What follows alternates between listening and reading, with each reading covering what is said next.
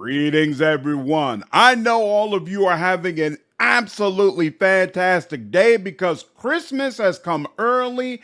Owlcat has dropped the Pathfinder Wrath of the Righteous update that not only provides you with Gold Dragon content, but also they have dropped a Game of the Year version of Wrath of the Righteous that allows you to purchase this game and also get all of the DLC.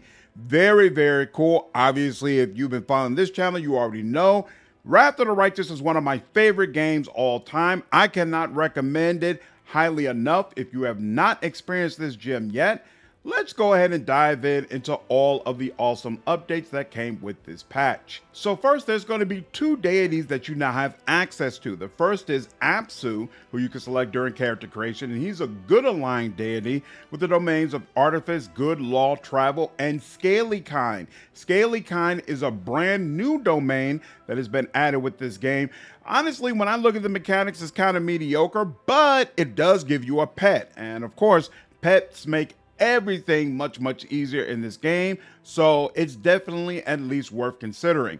The other option is the Hawk, who is basically the evil version of that deity, and he comes with the Chaos, Destruction, Evil, Trickery, and Scaly Kind domains. His favorite weapon is Heavy Flail, great for Hell Knights, and Apsu's is the Quarterstaff. So there's reactivity for these deities throughout the game. So it's not just about going to Act 5 and jumping straight into Gold Dragon. If you pick these, you'll actually get more tidbits throughout your playthrough. So I'm actually going to live stream a full playthrough of Wrath of the Righteous starting tonight.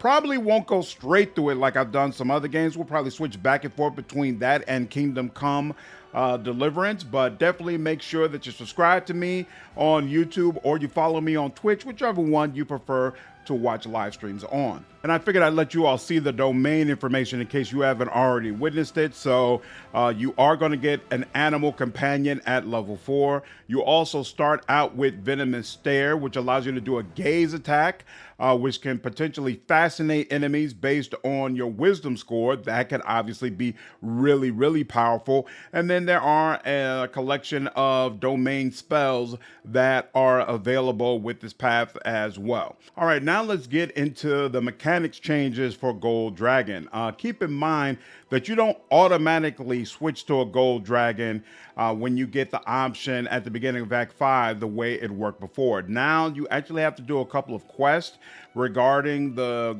dragon egg, which everybody will be familiar with if you played the game before. That's been roped into this mythic path now, so you've got a couple of extra quests you have to do before you officially become a Gold Dragon. But once you're able to do that, you will get access to these mechanics. To be honest with you, I don't remember which one of these are new and which ones were already in the original version of Gold Dragon because it's been so long since I did this playthrough. So I'm just going to review what's here and you'll be able to make a decision for yourself about whether or not there's a mythic path you want to pursue. So we have Gold Dragon Breath, which is going to allow you to breathe holy energy, engulfing all enemies in a 50-foot cone and dealing character level plus half your mythic rank D8 holy damage. Now, successful reflex, a saving throw, which the DC is based on your mythic rank and your highest ability modifier, is going to have that damage, but obviously this can allow you to decimate quite a few enemies. Any enemy struck by your breath also gains a -1 penalty on all D20 rolls, while all enemies who fail the reflex saving throw will gain a -2 penalty. You can use your breath once every 1d4 rounds. At 9th mythic rank, the cooldown is reduced to 1d2 rounds. At 10th mythic rank, this ability can be used every round. And what I do know has changed is that now on each mythic level where you are Gold Dragon, 8, 9, and 10, you'll have the option to improve your dragon breath. So you can make it empowered, you can make it do give penalties to the save DCs of enemies. You can allow it to dispel mind-affecting effects, things of that nature. Basically, whatever is important in your particular party, you could potentially adjust your dragon breath so that it could fit into that situation. Very, very cool, and definitely gives Gold Dragon a lot more flexibility. Now, of course, you also have perfect body. It's going to allow you to be immune to poison, disease, fear, confusion, paralysis, and sleep.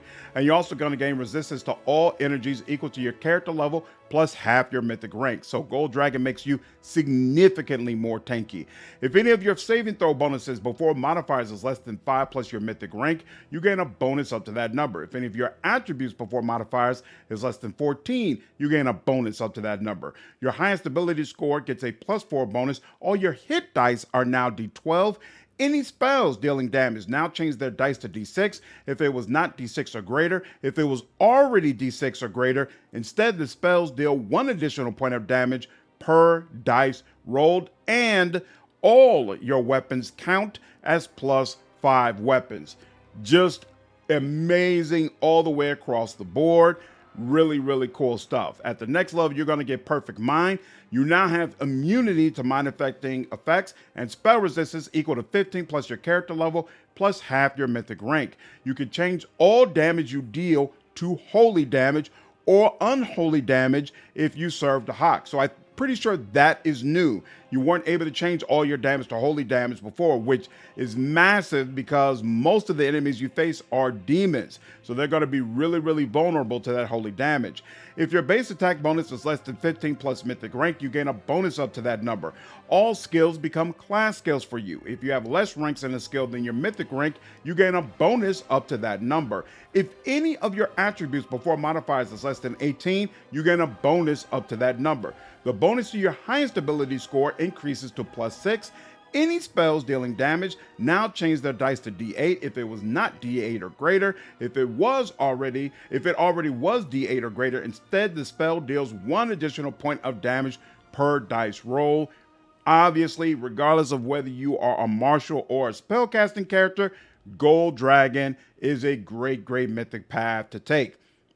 Now, you can also change it to a Gold Dragon form. It's absolutely massive and very unwieldy. So if you notice, a lot of the stuff in this path doesn't require you to be in Gold Dragon form because it's nearly impossible to just walk around that way the entire time.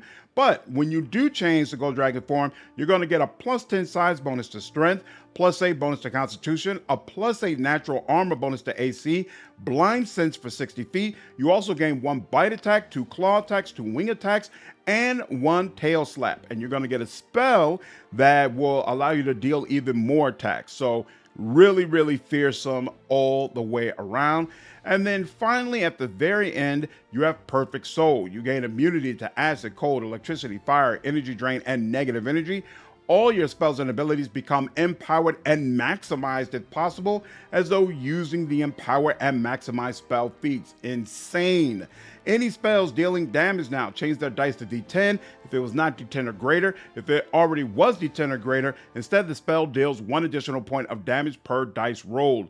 The bonus to your highest ability score increases to +8. Monster stats.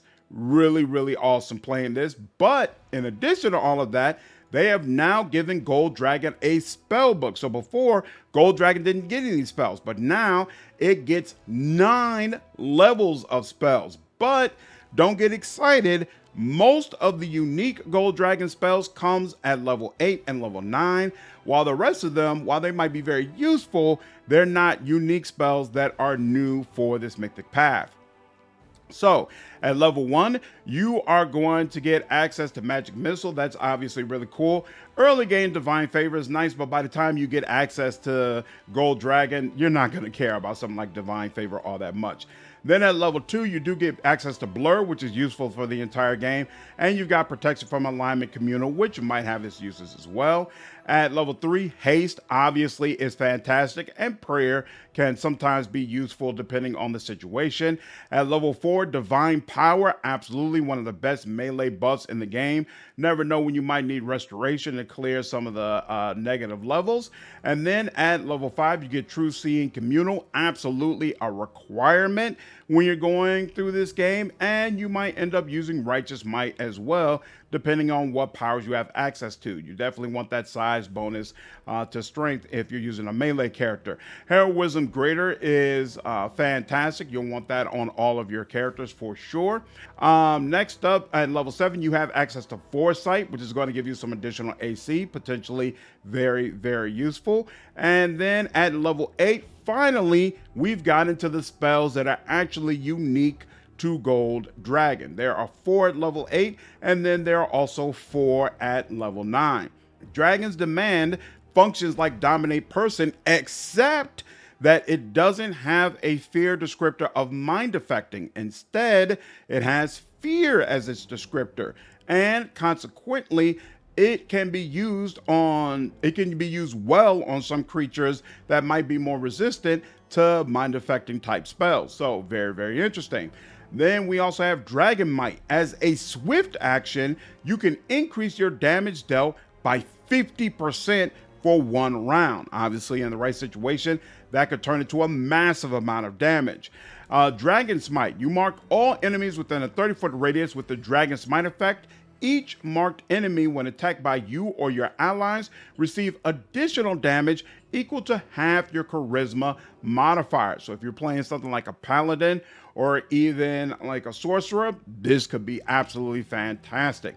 And then finally, Summon Dragon is going to allow you to either summon 2 to 4 silver dragons or 2 to 4 medium black dragons, depending on which deity you serve. Awesome stuff. Then at level 9, you're going to get Dragon's Pride. You gain 10 Dragon Pride charges, which last for 10 minutes. As long as you have at least 1 charge, damage you receive is reduced by 50%. Each time you suffer damage, you spend 1 charge. When all charges are spent, you become unable to use the spell for 1 minute because your pride requires some time to be restored. And even if that wasn't the case, you only have the ability to use one of these spells. At least for my paladin, I'm only able to use one of these spells. I'm not sure if maybe that'll change for different classes, but I assume not. So basically, you use this and then that wipes out all of your level 9 spells anyway. But in the right situation, especially if you're playing a tank-like character, this could be really, really cool.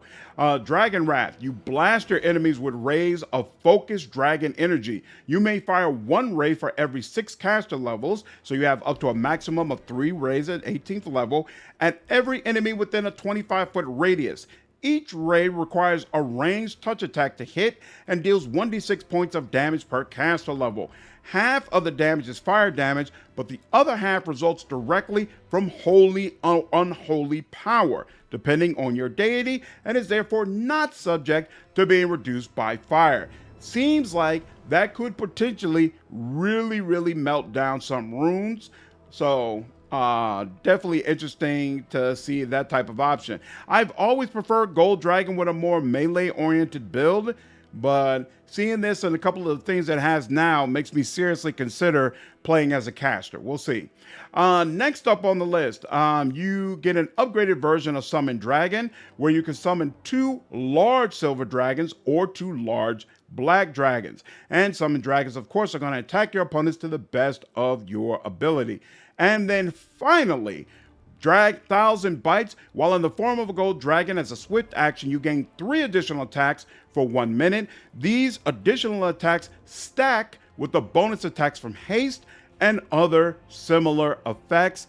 Absolutely bananas. This should allow you to light up enemies that are all around you.